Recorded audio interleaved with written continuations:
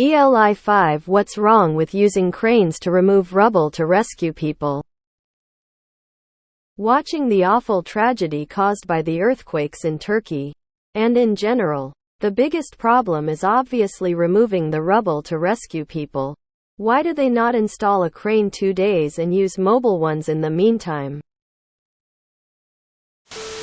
In addition to other comments, the loads typically lifted by cranes are cabled and balanced appropriately, and are also structurally sound. Fallen slabs, broken columns, and other items are absolutely not balanced, and are also prone to breaking when lifted. So now you've added the danger of heavy objects being lifted over trapped people that can suddenly break or crumble, raining down the debris again. Logistics. Most cranes have to either be trucked in or moved using their own power. Very few have anything but tires on them. It is much easier to maneuver an excavator over destroyed roads and fallen debris than it is a crane. Plus, you have to think about weight rating. Rubble often has to be cut up to be moved by crane. Most building cranes only hoist up tiny parts of a building at a time and rarely, if ever, move large sections. Lastly, cranes are much more rare than excavators. I know several people who personally own varying sizes of excavator. I only know 2 people with cranes.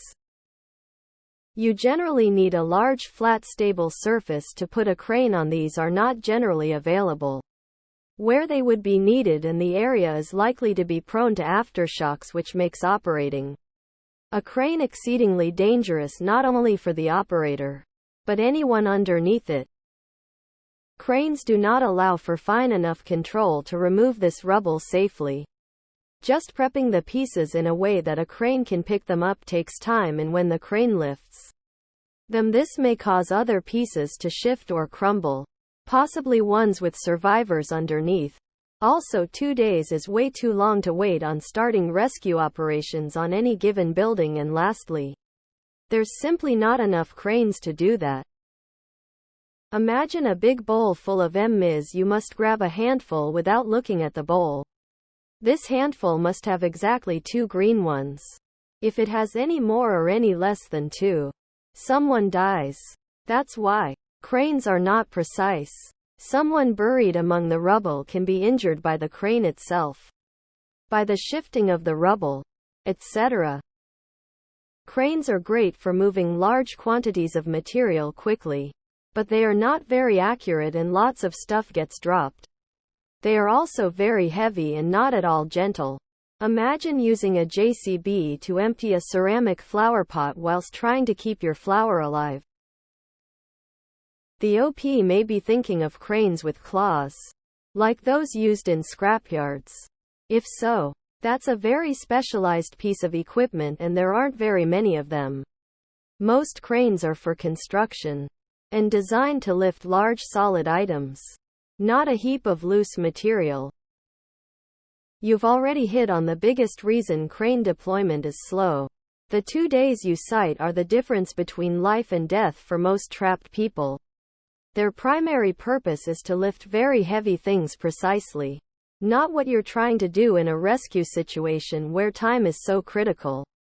Further, equipment flexibility. You can quickly roll in and use an excavator to lift things like a crane rigging eye on the bottom of the bucket, but you can't dig anything up with a crane because the piles of rubble is not stable.